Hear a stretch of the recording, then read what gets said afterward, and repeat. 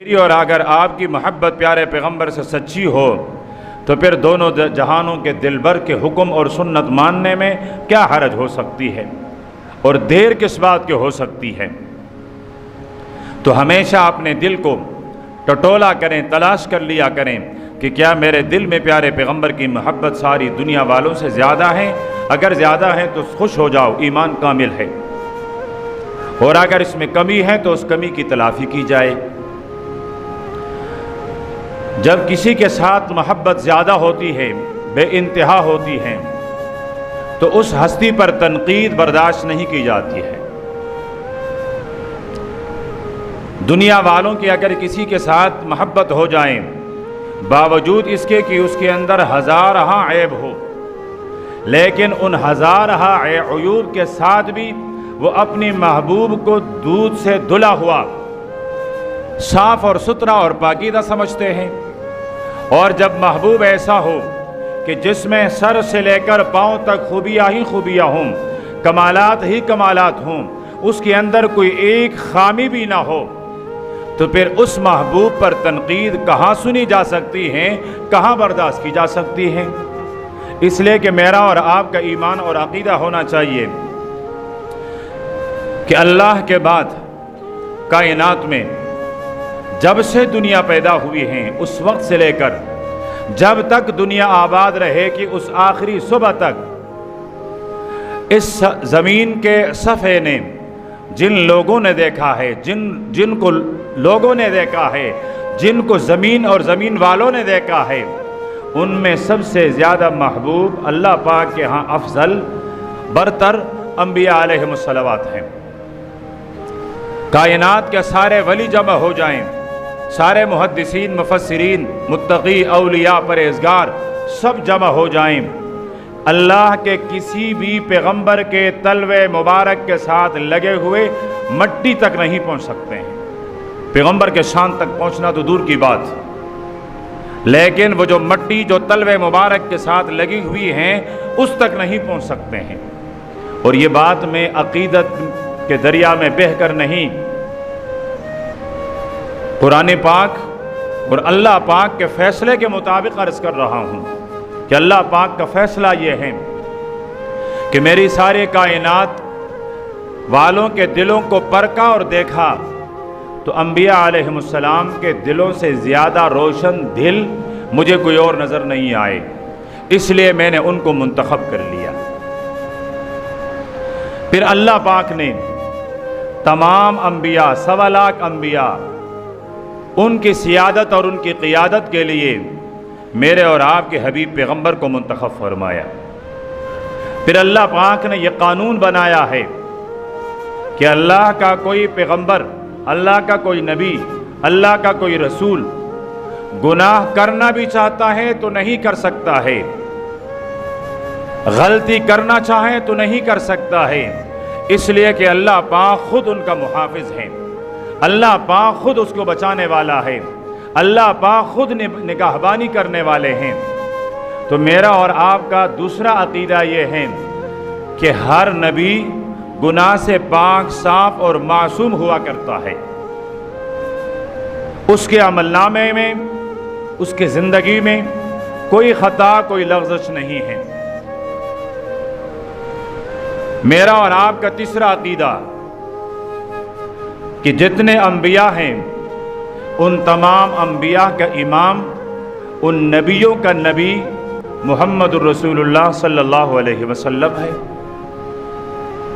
میرا اور آپ کا چوتھا عقیدہ یہ ہے کہ ہر پیغمبر اور ہر نبی معصوم ہیں، لیکن ان معصوموں کا سردار وہ امام الانبیاء محمد عربی صلی اللہ علیہ وسلم کی ذات اطہر ہے۔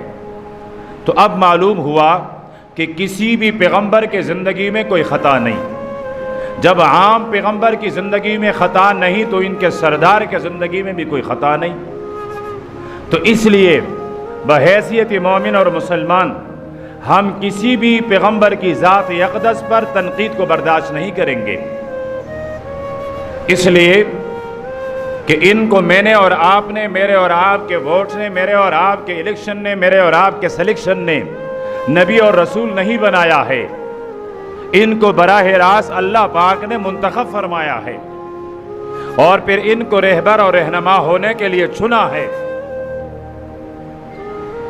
تو اب آ کر کوئی انسان اٹھ کر کسی پیغمبر کے حق میں گستاخی کرے گا تو میرے اور آپ کے شریعت کے نظر میں اس کی سزا صرف اور صرف اس کے قتل ہے، اس کی پھانسی ہے، کہ کسی بھی پیغمبر کے حق میں اگر کوئی گستاخی کرے گا تو اس کی سزا صرف ایک ہی ہے کہ اسے قتل کیا جائے۔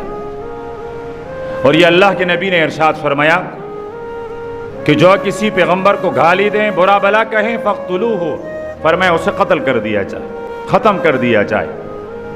تو اب میرے پیغمبر کے گالی اور گستاخی دینے کی سزا وہ بھی قتل۔ میرے پیغمبر کے علاوہ 1.25 لاکھ نبیوں میں سے کسی نبی کو گالی دینا، گستاخی کرنا، ان کے شان کو گھٹانا، اس سب کی سزا ایک ہی ہے کہ اسے قتل کر دیا جائے۔ آج اگر کوئی یہودی اٹھ کر اپنے پیغمبر حضرت موسیٰ علیہ السلام کی شان میں گستاخی کریں گے تو تب بھی میرا اور آپ کا فرض بنتا ہے کہ ہم اس پر حد جاری کر کے اسے قتل کر دیں۔ وہ مجھ سے یہ سوال نہ کریں کہ نبی تو ہمارا ہے، اس لیے کہ ہمارے قرآن پاک نے ہمیں ایمان دے کر فرمایا لا نفرق بین احد من رسلہ، ہم اللہ کے کسی بھی رسول اور نبیوں کے بارے میں کوئی فرق، کوئی تفریق گوارا نہیں کرتے۔ بحیثیت نبی اور پیغمبر ہمارے لیے سب برابر ہیں۔ کوئی نصارہ، کوئی عیسائی، کوئی فرد اٹھیں اور حضرت عیسیٰ علیہ السلام کے شان میں گستاخی کریں تو ان کے لیے بھی قانون یہی ہے کہ حضرت عیسیٰ علیہ السلام کے اس گستاخ کو قتل کر دیا جائے۔ ان کے علاوہ کسی بھی پیغمبر کے حق میں گستاخی کریں تو ان کی سزا یہی ہے کہ قتل۔ میرے اور آپ کے پیغمبر کے حق میں گستاخی کرنے والے کی سزا بھی قتل ہے، اور یہ قتل کی سزا اللہ کے پیارے پیغمبر نے خود اپنے زمانے نبوت اور رسالت میں جاری فرمایا ہے۔ کعب بن اشرف مدینے کا یہودی ہیں، مدینے میں رہنے والے یہودیوں کا سردار ہے، اپنے قبیلے کا بڑا ہے، علم رکھنے والا ہے، معزز آدمی ہیں۔ مدینے کے لوگ اس کو عزت کی نظر سے دیکھتے ہیں۔ مدینے کے تاجروں میں سب سے بڑا تاجر، سب سے بڑا مالدار، رؤسا میں ان کا شمار، اور شاعر بھی ہیں۔ وہ اپنے اشعار میں ایمان والوں کا نام لے کر گستاخی کیا کرتا تھا، مومن خواتین کا نام لے کر گستاخی کیا کرتا تھا۔ آپ صلی اللہ علیہ وسلم کے شان مبارک میں بھی گستاخی کیا کرتا تھا۔ آپ صلی اللہ علیہ وسلم تک وہ اشعار پہنچے جن اشعاروں میں انہوں نے پیارے پیغمبر صلی اللہ علیہ وسلم اور ایمان والوں کی گستاخی کی تھی۔ آپ نے فرمایا من لکعب ابن اشرف، تم میں سے کوئی ایسا جان نثار ہے، کوئی ایسا جوان موجود ہے جو کعب ابن اشرف کا قصہ تمام کر لیں، جو کعب ابن اشرف کے ناپاک وجود کو ختم کر لیں، صفحہ ہستی سے اس کے ناپاک وجود کو مٹھا لے؟ ایسا ہے کوئی؟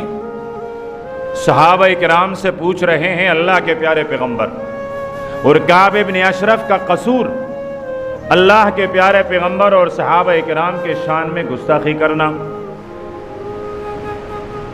صحابی ہے حضرت محمد ابن مسلمہ رضی اللہ تعالی عنہ، کھڑے ہونے لگے، اللہ کے حبیب اجازت ہو میں سر تن سے الگ کر لوں؟ آپ نے فرمایا ہاں تمہیں اجازت ہے۔ یہ چلے گئے۔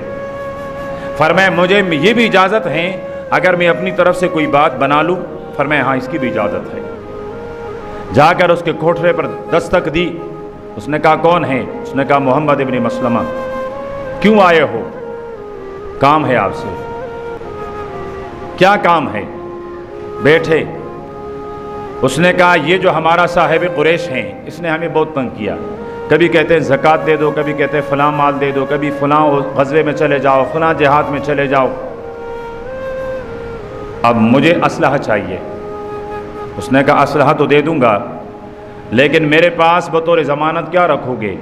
اس نے کہا ضمانت تو کوئی نہیں.